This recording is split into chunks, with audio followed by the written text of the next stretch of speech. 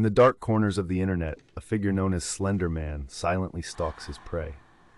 The first contact often comes wrapped in stillness. A monitor glows, a room breathes its stale heat, and a browser tab opens with a little click that feels too loud. The cursor hovers as if it knows more than you do. Grainy images slide past, playgrounds under sodium lamps, forests that swallow their own paths, photographs where something tall hangs at the far left margin of the frame like a crease in the world. Scroll, and pixels shift like silt in a stream. Scroll, and a blank mask reflects your outline back at you. The air acquires the metallic bite of an overheated adapter. Somewhere a refrigerator thrums like a distant engine. A long silhouette wavers between compression artifacts and reflection, and you lean closer because you can't decide if the camera lies. How many secrets survive the glow of a screen when the screen itself becomes a doorway? A thread opens, and it's empty at first glance. A pale room with a long black suit pressed against nothing, a tie like a straight wound, limbs that lose their measure in the dark. Someone types an old warning in lowercase. It lands without a sound, like the hush of footsteps in a carpeted hall you thought belonged only to you. Emerging from the depths of creepypastas, the specter wears a borrowed wardrobe and an erased face. Those nights when text slides under your eyelids, he arrives dressed for a job you'd rather not name. Jacket cut too thin, fabric that catches the light like a stream of oil, trousers that never wrinkle. Where a mouth should sit, nothing. Where eyes should hunger, only blankness that gleams. The skin shines with that smooth look you see on mannequins under dusty glass, as if crafted and abandoned, polished and ignored. Arms stem from the shoulders and keep going beyond the logic of bone, measuring doors and window frames, tasting the room for distance. When you blink, they rearrange. The scene mutters, floorboards tick, the computer fan wheezes, the neighbor's late show laughs arrive, chopped into bits. Pages borrow old terrors and bind them to modern glow. In relay threads, hand-drawn sketches flake into notepads. Kids scrawl, figures lurk behind school swings. A city bench hosts a shape that looks like a thin smudge until you notice the draw of a tie. In a hallway, a phone camera captures nothing but static until the static thins, and between one flicker and the next, a silhouette stands exactly where there wasn't room for one. Stories choose farmhouse porches and motel carpets, culverts and cul-de-sacs. They taste of rain on metal playground slides, wet bark, old glue, printer ink. The body plan stays constant, lanky, upright, impossible to age. Yet the setting keeps changing, as if the idea hunts for angles. The fun of the tale hides under the skin of dread. Chatting at 2 in the morning, describing high branches clawing a bedroom window, hearing faint tapping that turns out to be nothing except you, except the thought of him pulling the dark closer like a coat. His origins trace back to 2009, when a forum dared its members to conjure something uncanny from the everyday. A user calling himself Victor Surge answered with doctored images. Kids at a park, a tall suited figure behind them where no adult should stand. A caption cribbed in deadpan voice, dated and mundane until the line breaks, tilt the room. The photographs wore an ordinary grain, but there was that one sliver of wrongness, as if a brushstroke of midnight slid through a summer morning.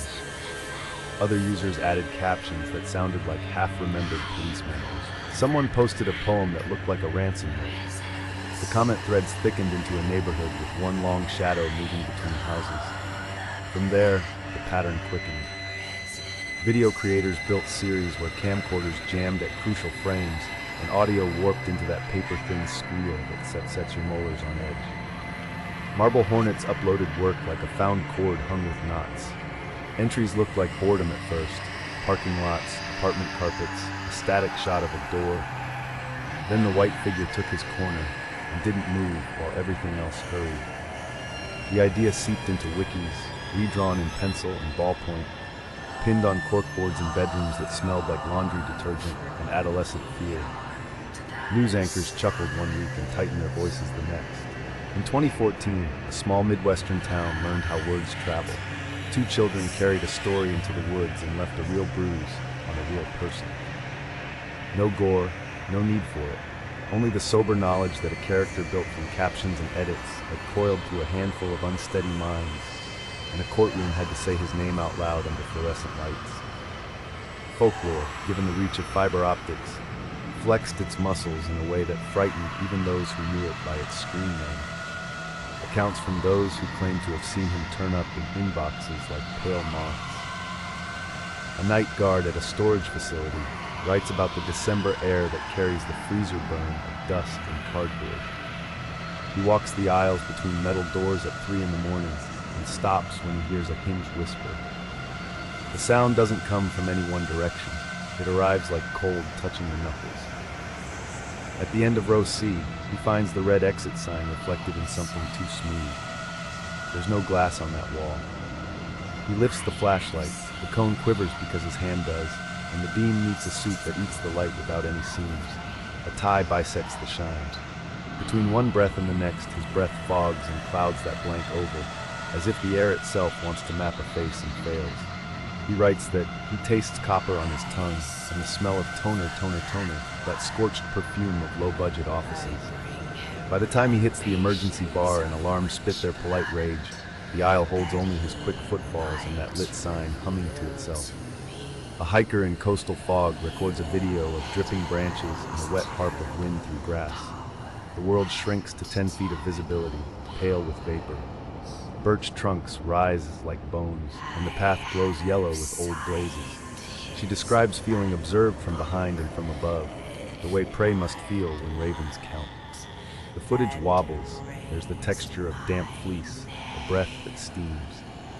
In one frame, a vertical presence shares a birch's outline and refuses bark, a clean silhouette where every other surface wears water. The voice on the recording loses its vowels. She says later that she stopped hearing the ocean, even though the cliffs stood only 100 yards away. A teenager streaming in a bedroom lit by a monitor leans into jokes until the chat explodes with a flood of the same emote. On playback, an unlit corner produces an extra line from floor to ceiling, and the reflection in the boy's pupils looks like a white coin. He doesn't turn, though the microphone captures a fabric murmur, as if a sleeve brushed drywall. Months later, he refuses to watch that clip again, not for superstition, but because the sound makes his throat tighten, the way an elevator descending too fast can catch a body off guard. Whether he walks as symbol or as presence, the figure continues to haunt the modern campfire, now a rim of blue light on a desk. Fear loves ambiguity because it multiplies in it. The blank face allows projection, grief, isolation, the sense of being cataloged by machines that never blink, the fear of adulthood looming like a cold suit in a hallway, the memory of childhood's taller beings deciding your calendar. Artists sketch him when they can't sketch a particular absence. Friends share links under the comfort of group chat stamps. The myth becomes routine, not in the sense of dullness, but like a weather pattern. Some nights it storms. Some nights it only hangs as humidity you can't quite name. The symbols tighten into a grammar. Long coat, longer arms, tie like a tether, trees for cathedral, static for choir. Each retelling shifts emphasis, like the way city blocks look different at noon and at 3 in the morning. Skeptics raise the map. Pareidolia, that hunger for faces, light blooming around contrasts, the way phones soften edges and grow illusions in compression. They point to the inventor's handle, the date stamp on the first post.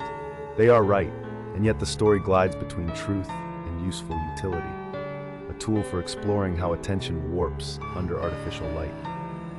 Fiction keeps dosage and timing. Reality supplies the body's stammer. There are nights when windows reflect your own head floating over the yard and you step back because the angle is terrible. There are nights when every dryer cycle in the building coincides and produces a drone that pins your shoulders and for a moment conjures him fully alive. Will a story ever stop shaping the place where it was told? Every data packet leaves a wake, and in the turbulence, something tall can drift if enough eyes follow. Take care of your thresholds, half-open doors, curtains not quite closed, tabs you leave idling. The monster enjoys intermission as much as the show. Lock the slider if you must, kill the screen when your heart starts measuring footsteps, and give the room back to ordinary shadows. In the equipment closet of your mind, there's a switch you can flip to silence the whine, yet habit reaches for the wrong lever. When you feel that habit hook your wrist, step away. Close the window, let the night have nothing to look through. Subscribe for more Midnight Legends.